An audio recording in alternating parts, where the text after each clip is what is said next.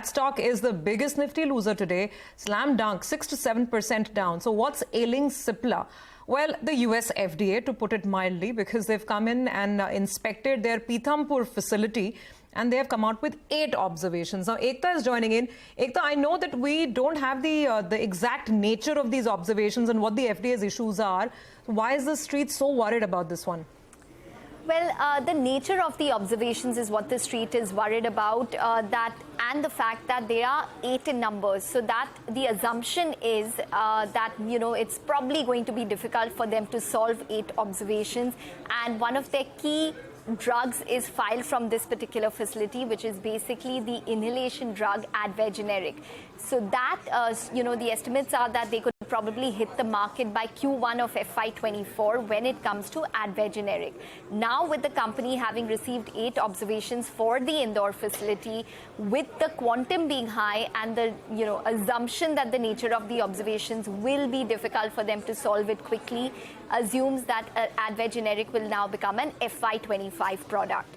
And there is a past precedent that they are going by. The Goa facility, which is also an important facility for the company, did receive a warning letter, and a Brixon generic, which is a cancer drug, is filed from that particular plant.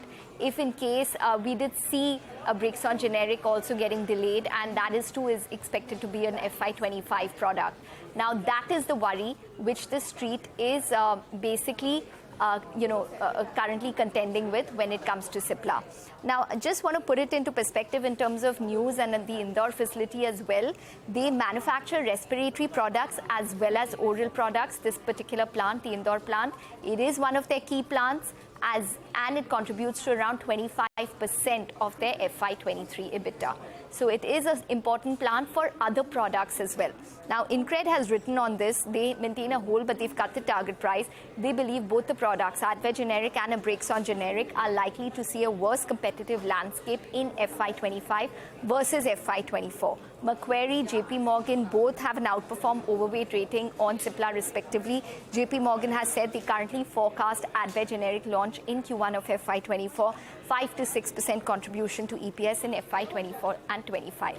Well, the proof of the pudding is really going to be in terms of what the Form 483 holds, because in the past we've seen many observations solved in just a couple of months, and few observations resulting in adverse reactions. Got that, Ekta. Thanks very much. I guess